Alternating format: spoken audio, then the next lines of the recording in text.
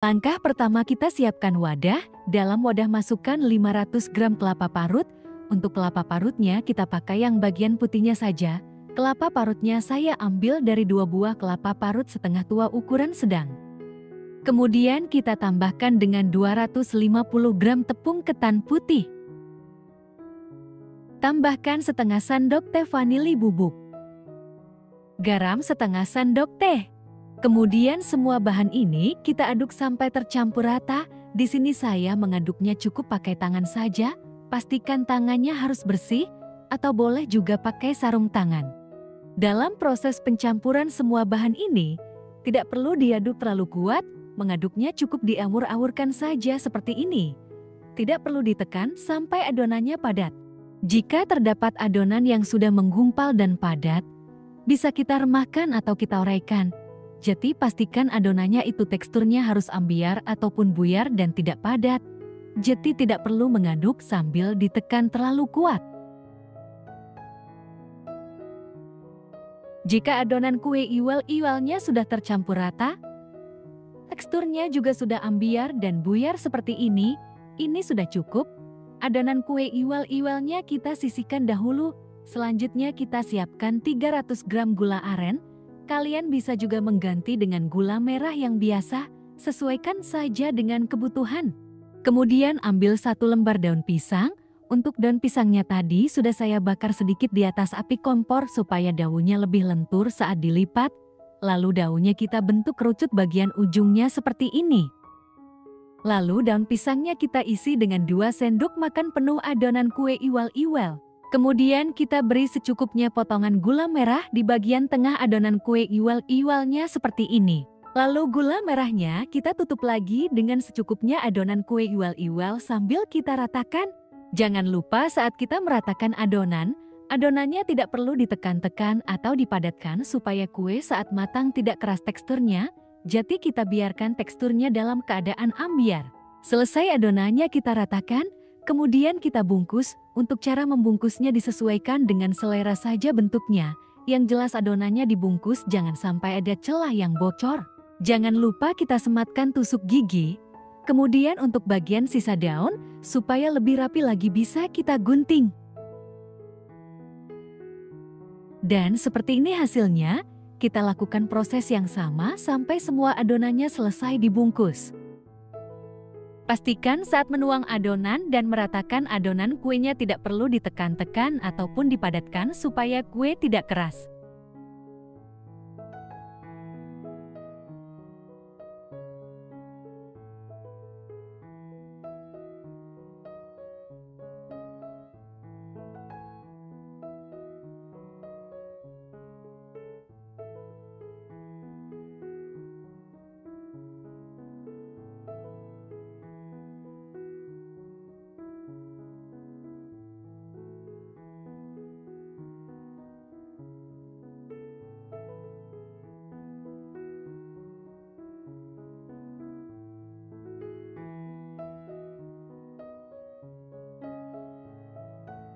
Dan ini dia adonannya sudah selesai dibungkus semua. Satu resep ini saya menghasilkan 20 bungkus. Kemudian ini langsung kita pindahkan ke dalam saringan kukusan.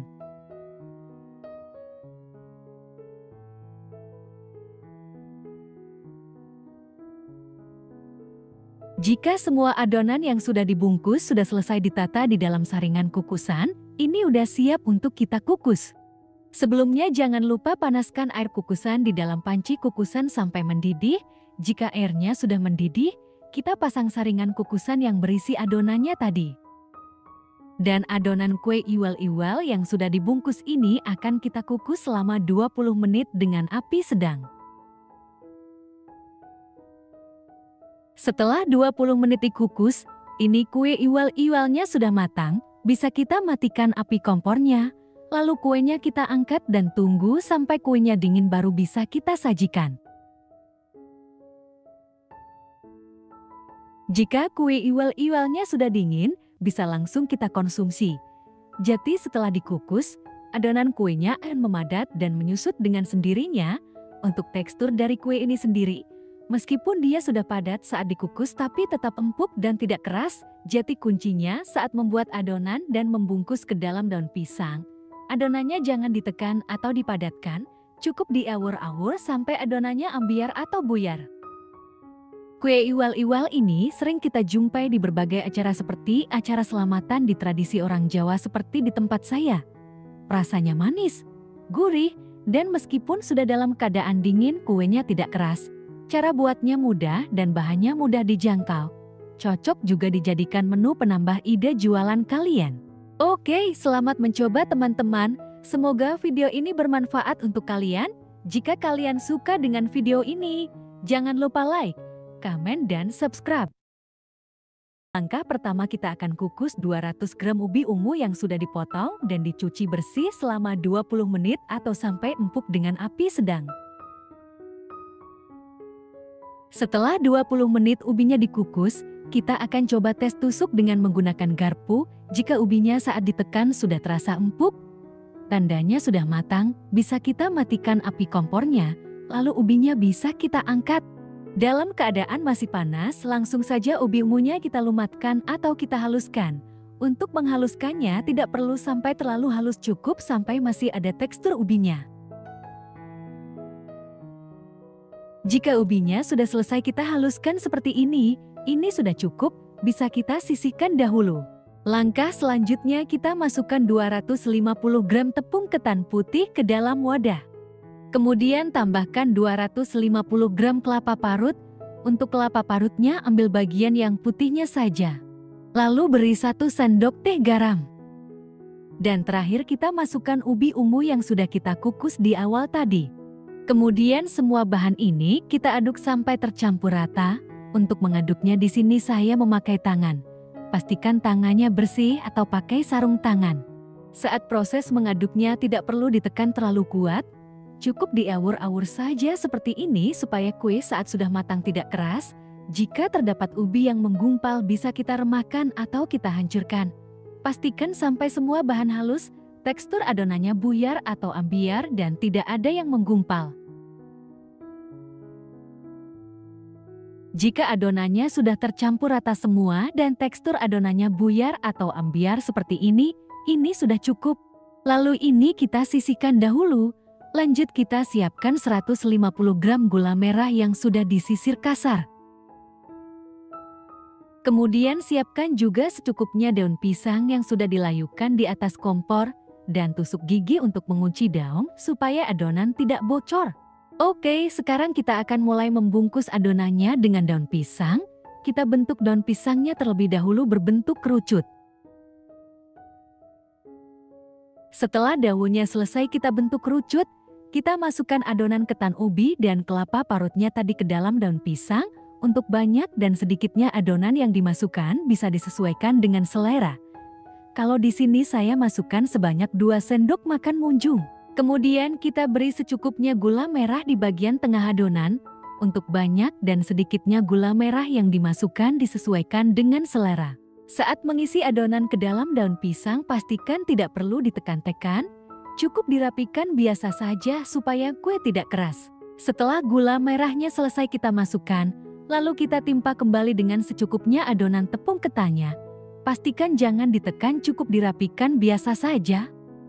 Jika semua bahan sudah dimasukkan ke dalam daun pisang semua, kemudian bisa kita bungkus. Untuk cara membungkusnya bisa disimak pada video. Untuk cara membungkusnya ini bisa dilakukan dengan model lain, disesuaikan saja dengan selera.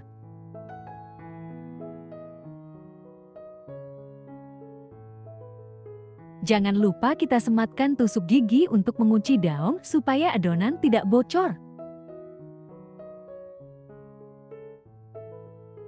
Dan seperti ini hasilnya.